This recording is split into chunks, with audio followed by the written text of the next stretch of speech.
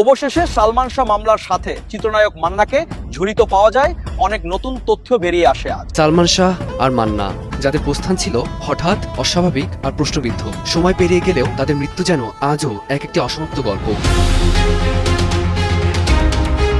এদিকে আজ সালমান শাহর মামলার সাথে এক সময়ের জনপ্রিয় চিত্রনায়ক মান্নাকে জড়িত পাওয়া গিয়েছে।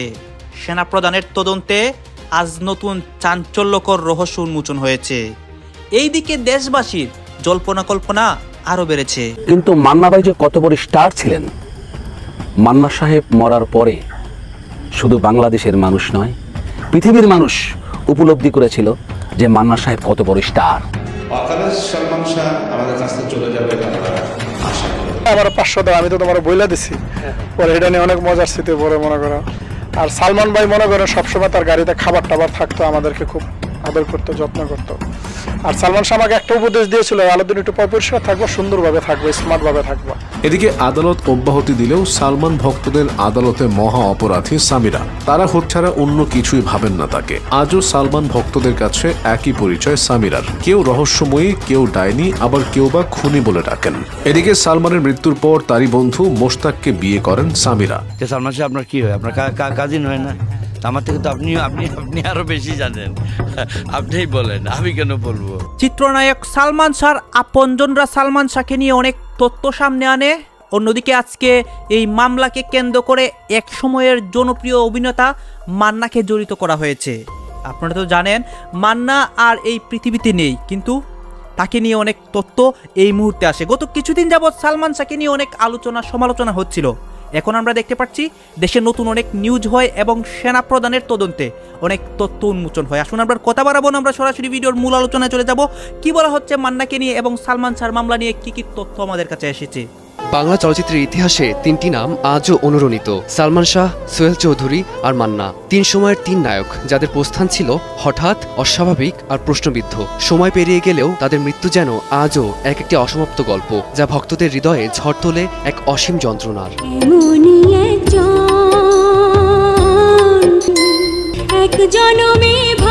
ঢালিউডের স্বপ্নপুরুষ সালমান শাহ মাত্র 4 বছরে বদলে দিয়েছিলেন রোমান্টিক সিনেমার অবয়ব। রোমান্টিক আবেগ আর স্টাইলে দর্শককে করেছিলেন মুগ্ধ।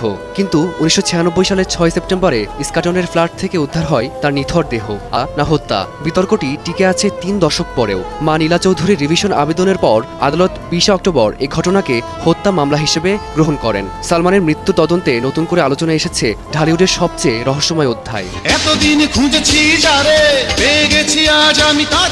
সালমানের মৃত্যুর আরও 2 বছর পর 1998 সালে বনানীর এক ক্লাবের সামনে গুলিতে নিহত হন 90-এর আরেক জনপ্রিয় চিত্রনায়ক সোহেল চৌধুরী। 27 বছর আগে চিত্রনায়ক সোহেল চৌধুরী হত্যা মামলায় 3 আসামিকে যাবজ্জীবন কারাদণ্ড দেন আদালত 2024 সালের 9 মে।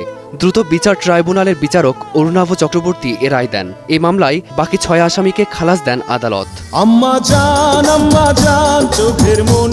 আর 2008 সালে ফেব্রুয়ারিতে চলে গেলেন মান্না, যিনি একাই টেনে রেখেছিলেন মন্দার মুখে থাকা বাংলা সিনেমা। হৃদরোগে আক্রান্ত হয়ে হাসপাতালে ভর্তি হয়ে মৃত্যুর কাছে হার মানেন মহানায়ক। অভিযোগ ওঠে চিকিৎসায় অবহেলায় মৃত্যু হয়েছে গণমানুষের নায়ক মান্নার। অভিযোগ প্রমাণিত হলে হাসপাতালের 6 চিকিৎসকের বিরুদ্ধে গ্রেপ্তারি পরোয়ানা জারি করেন আদালত। আসামিরা জামিনে থাকলেও উচ্চ আদালতের আদেশে এই মামলাটি 17 বছর ধরে স্থগিত হয়ে আছে। সালমান শাহ, সোহেল চৌধুরী আর মান্না, যাদের মৃত্যু ঢাকায় চলচ্চিত্রের ইতিহাসে রেখে গেছে গভীর শূন্যতা ও অমোচনীয় প্রশ্নচিহ্ন, তারা নেই, কিন্তু রয়ে গেছেন রূপালী পর্দার আলোকচ্ছটায়, দর্শকের হৃদয়ের মণিকোঠায়। সোহেল চৌধুরীর মতোই সালমান শাহ মান্নার মামলার রহস্যজট খুলবে শীঘ্রই, এমনটাই আশা ভক্তকুলের। বাংলাদেশ জনপ্রিয় চিত্রনায়ক সালমান শাহ হত্যাকাণ্ড তদন্তে নতুন এক মোড় নিয়েছে দেশের আলোচিত এই মামলা। সেনাপ্রধান জেনারেল ওয়াকারুজ্জামান এক সংবাদ সম্মেলনে বলেন, রাষ্ট্রের কায়ন ও বিচার ব্যবস্থার প্রতি জনগণের আস্থা ফিরিয়ে আনতে এই মামলার আসামিদের 24 ঘণ্টার মধ্যে গ্রেফতার করা হবে। এর বক্তব্যের পরিপ্রেক্ষিতে সামাজিক যোগাযোগ মাধ্যম ও রাজনৈতিক মহলে তোলপাড় শুরু হয়েছে। দীর্ঘ 29 বছর পর আবারও সালমান শাহ হত্যার আলোচনায় দেশের জনমনে এক নতুন উত্তেজনা সৃষ্টি হয়েছে। বৈঠকের শুরুতে ওয়াকারুজ্জামান বলেন, সালমান শাহ শুধুমাত্র একজন অভিনেতা ছিলেন না, তিনি ছিলেন বাংলাদেশের চলচ্চিত্র সংস্কৃতির এক প্রতীক। তার মৃত্যুর ন্যায় বিচার না হওয়া মানে শিল্প ও সংস্কৃতির প্রতি অবিচার। তাই এই মামলায় কোনো প্রভাবশালী ব্যক্তি আইনের ঊর্ধ্বে থাকবে না। তিনি আরও জানান, গোয়েন্দা সংস্থাগুলো যৌথ টাস্কফোর্স ইতিমধ্যে গঠন করা হয়েছে। এই টাস্ক ফোর্সে সেনা গোয়েন্দা বিভাগ ও পুলিশ সদর দপ্তরের কর্মকর্তারা রয়েছেন। টাস্ক ফোর্সের কাজ হবে সালমান শাহ হত্যার সঙ্গে জড়িত অপরাধীদের প্রত্যেককে খুঁজে বের করে আইনের আওতায় আনা।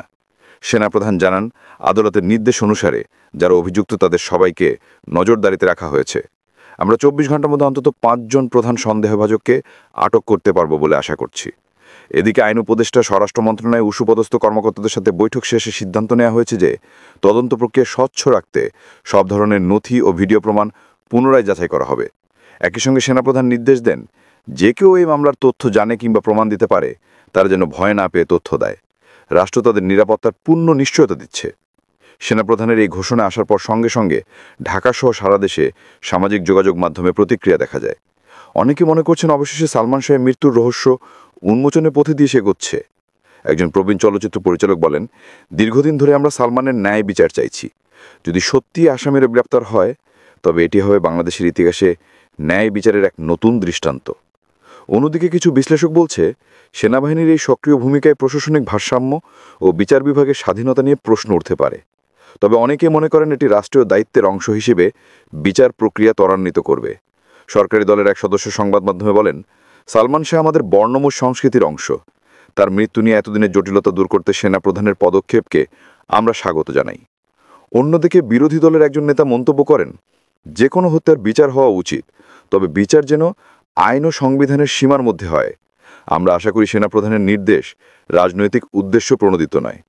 টেলিভিশন চ্যানেলগুলোতে দিনভর প্রচারিত হয়েছে সালমান শাহ হত্যা মামলা নিয়ে সেনাপ্রধানের ঘোষণার শিরোনামে বিশেষ টক শো রিপোর্ট। দর্শকরা বিভিন্ন প্ল্যাটফর্মে নিজেদের মতামত জানাতে থাকেন। একজন দর্শক বলেন, আমরা সালমান শাহকে ভালোবাসি। তার মৃত্যুর ন্যায় বিচার পেলে মনে হবে আমাদের প্রিয় নায়ক সত্যিকার অর্থে শান্তি পাবে। সন্ধ্যার পর রাজনৈতিক গুরুত্বপূর্ণ স্থানগুলোতে অতিরিক্ত নিরাপত্তা জোরদার করা হয়। আইন শৃঙ্খলা রক্ষাকারী বাহিনী জানায়, কোনো অযোগ্য অপপ্রচার ঠেকাতে সোশ্যাল মিডিয়া মনিটরিং টিম সক্রিয় করা হয়েছে। সেনাপ্রধান ওয়াকারুজ্জামান আবারও সাংবাদিকদের উদ্দেশ্যে বলেন, এটি কোনো প্রতিশোধ নয়, এটি ন্যায় বিচারের প্রয়াস। আমরা চাই জনগণ দেখুক রাষ্ট্র কখনো অপরাধীর প্রতি সহানুভূতিশীল নয়। সালমান শাহ দীর্ঘদিন ধরে বাংলাদেশ বিনোদন জগতের সবচেয়ে আলোচিত ঘটনা। তার মৃত্যু নিয়ে নানা বিতর্ক, অভিযোগ ও রহস্যের জাল এখনও ভাঙেনি। সেনাপ্রধানের হঠাৎ ঘোষণায় সেই পুরনো মামলায় আবার নতুন করে আশার আলো দেখতে পাচ্ছে সাধারণ জনগণ। তবে চূড়ান্ত বিচারের আগে নিশ্চিতভাবে বলা যায় না এ পদক্ষেপ সালমান শাহর মৃত্যুর রহস্য উন্মোচনে কতটা কার্যকর হবে। একই সঙ্গে দেশজুড়ে একটাই প্রশ্ন ঘুরছে, 24 ঘন্টার মধ্যে কি সত্যিই ধরা পড়বে সেই আসামিরা যারা দিন দশক ধরে আড়ালে ছিল? বিস্তারিত জানুন আমাদের সম্পূর্ণ ভিডিওতে। তো এখানে একটা কাঠের দরজা ভেঙে সালমান ঢুকবে, বম ফাটবে, এরকম একটা সিচুয়েশন ছিল। লাস্ট সিন ছবি। তো সালমান গেছে, সালমানে কিন্তু আমার ভাল লাগতো পাগলামিটা, ওর পাগলামিটা কিন্তু আমার কাছে খুব ভাল লাগতো।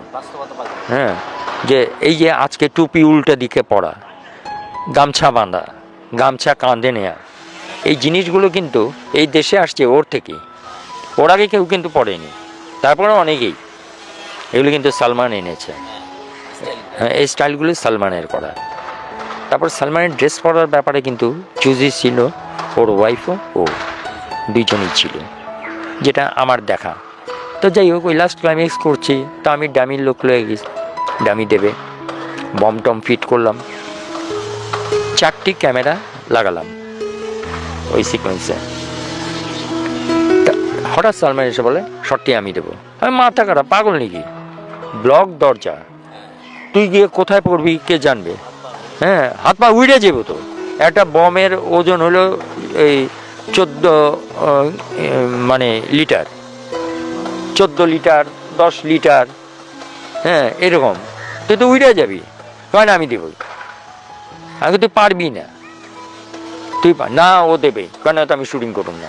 মান্না সাহেব মরার পরে শুধু বাংলাদেশের মানুষ নয়, পৃথিবীর মানুষ উপলব্ধি করেছিল যে মান্না সাহেব কত বড় স্টার।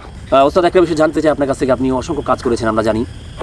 অকাল প্রয়াত মহানায়ক মান্না অকাল প্রয়াত অভিনেতা তারকার জ্যোতি ললাটে ধারণ করে বাংলা চলচ্চিত্র আকাশকে উজ্জ্বল করেছিলেন। এই অভিনেতার মৃত্যুর বহু বছর পর আজও চলচ্চিত্রের দর্শক তাকে তারকার মর্যাদাতে স্মরণ করেন। মান্না ভাই তার চলচ্চিত্র জীবনে 350-এর অধিক ছবিতে অভিনয় করেছিলেন। আমরা দেখিনি, আসলে আপনারা বলতে পারবেন একসাথে কাজ করেছেন, অভিনয় করেছেন। মান্না ভাই যখন নতুন মুখের সন্ধানে আসলেন 1984 সালে, এসেই কিন্তু আসলে সফলতাটা অর্জন করতে পারেননি চলচ্চিত্রে। ধাপে ধাপে অনেক স্ট্রাগল করে, পরিশ্রম করে তিনি তার জায়গাটা দখল করেছেন এবং একটা সময় শিল্পী সমিতির নেতৃত্ব দিয়েছেন, আমরা জানি।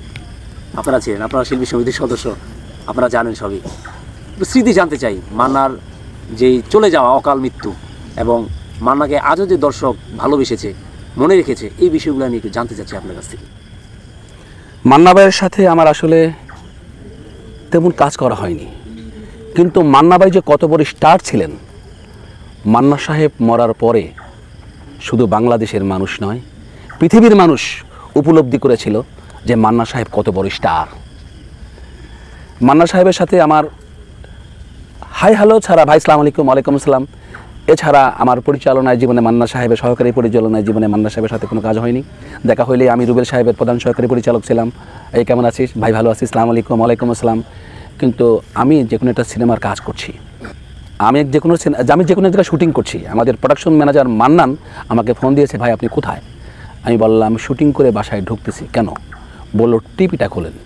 টিভি খুলবো মানে আমি ভয় পেয়ে গেছি যে আমাদের কারো কিছু হলো না, কি দৌড়ে যায় টিভি খুললাম। পরে দেখলাম নিচে স্ক্রলিং হচ্ছে, মান্না সাহেব দুনিয়ার জমিন থেকে আমাদের ছেড়ে চলে গেছেন, মান্না সাহেব মারা গেছে। মান্না সাহেবের শেষ দেখাটা দেখব বলে আশা করে গাজীপুর থেকে আমি মহাখালী পর্যন্ত গিয়েছি। তারপরে কি বলবো আমি মানে বুঝাতে পারি নাই, মহাখালী থেকে এফডিসি পর্যন্ত সুই ফেলানোর কোনো রাস্তা নেই, এখনো কোনো জায়গা নাই যেখানে আমি ঢুকতে পারি। আমি পরে রুবেল সাহেবকে ফোন দিয়েছি, উস্তাদ আপনি কোথায়? বললো মিজান তুই কোথায়? আমি বললাম আমি মহাখালী পার হতে পারছি না।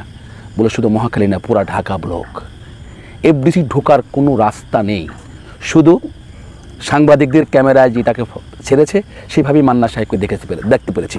কিন্তু এত বছর এফডিসিতে দেখা সাক্ষাৎ কথা সালাম সব কিছু করার পরও লোকটার শেষ দেখা আমরা দেখতে পারিনি তার জনসমর্থনে। কত মানুষ যে মান্না সাহেবের জন্য কান্না করেছে, কত মানুষ যে মান্না সাহেবকে দেখতে এসেছিল, এটা আপনাদের বলার অপেক্ষা রাখে না। আপনাদের সবাই যারা মান্না সাহেবকে দেখেছেন, ওই মান্না সাহেবের মরণটাকে আজীবন মনে রাখবেন যে মান্না সাহেব কত বড় স্টার ছিলেন, সে ছিলেন মহা স্টার। আমার জীবনে মান্না সাহেব মরার পরে যে কত বড় স্টার সেটা আমি দেখেছি, কিন্তু মরার আগে বুঝিনি যে মান্না সাহেব কত বড় স্টার, তাকে না আসলে বলার কিছু নেই। একসাথে কি অভিনয় করেছিলেন না? আপনি তো ফাইটার ছিলেন। না, ফাইটার চলা, তার সাথে আমার দুটো ছবিতে মারামারি করা হয়েছে, যখন ফাইট করতাম রুবেল সাহেবের সাথে দুটো ছবি করা হয়েছে, ওই ছবিতে ফাইট করেছে। তার আমি এটা আমার ছিল মানে বাতিক ছিল, মানে কোনো ডুয়েট হিরো থাকলে যদি অন্য কোনো হিরোর সাথে মারামারি থাকতো, আমি আসলে খুব মানুষ যেই martial art black belt holder জাতীয় পর্যায়ে খেলাধুলা করেছি, একটা বাংলা ছেলে আমার মুখে ঘুষি মারবি এটা আমি মেনে নিতে পারবো না। আমি মারামারি করিনি, আমি দেখেছি, সেটা গিয়েছি, আমাকে কল দিয়ে ছবি না করবি মারামারি করবি না, ভালো লাগতেছে না, যেগুলো জোর দিয়ে পাশ কেটে গেছি। আমি কখনো বলিনি যে ভাই আপনার সাথে মারামারি করবো না, আমি ছোটো হবে, এটা আমি যদি ইগো বলেন তাহলে ভুল হবে। আমি একটা martial art black belt holder, martial art উস্তাদি করেছি বিগত বহুদিন, আমি জাতীয় পর্যায়ে খেলাধুলা করেছি। সেই জায়গা থেকে আমার মনে হয়েছে যে মার্শাল আর্ট ব্যতীত কোনো ছেলে আমার মুখে পাঁচ মারবে ঘুষি মারবে এটা আমি মেনে নেবো, কেন যেন মেনে নিতে পারিনি। এটা অহংকার যদি বলেন ভুল বলবেন, আমি অহংকার করে বলছি না, আমি আমার মার্শাল আর্ট শিক্ষার জায়গা থেকে বলছি যে আমি এত বছর শ্রম দিয়েছি, 18 বছর শ্রম দিয়ে মার্শাল আর্ট ব্ল্যাক বেল্ট হয়েছে, জাতীয় পর্যায়ে খেলাধুলা করছি। একটা সিনেমা অভিনয় করার জন্য একজন ছেলে ভালো করে কিক মারতে পারবে না, ভালো করে এক পাঁচ মারতে পারবে না, সে আমার মুখে ঘুষি মারবে, আমি মেনে নিতে পারিনি। কারণ মান্না সাহেবের সাথে রুবেল সাহেব ছবি করেছে, ছেটে গিয়েছি, রুবেল সাহেব পিছিয়ে ঘুরতাম, সহকারী পরিচালক ছিলাম, আমি দেখেছি, এবং তার সাথে আমি কখনো কোনোদিন কম্পিটিশন করিনি। শুধু মান্না সাহেব না, আমি কোনো শুধুর সাথে কম্পিটিশন করিনি রুবেল সাহেব ছাড়া। মান্নার সাথে কোনো মজার ঘটনা দেখা হয়নি? মৃত্যুর আগে কথা বলেছিলেন এমন স্মৃতি মনে পড়ে? না, মান্না সাহেবের সাথে আমার আসলে এত ঘনিষ্ঠ কোনো সম্পর্ক ছিল না। ভাই সালাম আলাইকুম, ওয়ালাইকুম আসসালাম, এতটুকু। কেন মান্নার অভাবটা আজও পূরণ হলো না? আসলে লাস্ট কোশ্চেন, মান্নার অভাব কেন পূরণ হলো না? ভাই এই কথা বলতে গেলে আমি পলিটিক্সের শিকার হয়ে যাব, তাই কাজেই এসব প্রশ্নের উত্তর দেওয়ার আমার কোনো ক্ষমতা আছে কিন্তু দিব না। আমি একেবারেই পলিটিক্সকে পছন্দ করি না, আমি শুধু চলচ্চিত্রকে ভালোবাসি। মান্না সাহেব যে কত বড় স্টার ছিলেন, মান্নার জায়গাটা কাজ পর্যন্ত কেউ নিতে পারেনি, কেউ নিতে পারবে না। মান্না সাহেব আলাদা ধরেন, মান্না সাহেব অনেক বড় অভিনেতা তা কিন্তু না, ওনার একটা ঢং ছিল, একটা টাঙ্গালি ভাষায় কথা বলতো, পাবলিক হবো এবারে কে উনি যা বলতো পাবলিক তাই নিয়ে নিয়েছে। রুবেল সাহেব মারামারি থেকে নিয়ে গেছে, দীপজল সাহেবের একটা ঢং ছিল, সে মানুষ নিয়ে নিয়েছে, যাকে নিয়ে নিয়েছে মান্না সাহেবের মতো এমনভাবে মনে হয় কেউ নিতে পারেনি। আমার এটা মনে হয়, জানি না, এটা আমার ক্ষুদ্র মস্তিষ্কে যা বললাম সেটা বললাম, জানেন এটা কি না, আমি আমার জ্ঞান ধ্যান থেকে বললাম। জি, থ্যাংক ইউ, আপনাকে অসংখ্য ধন্যবাদ। মানে আত্মার শান্তি কামনা করে বিদায় নিয়ে নেন।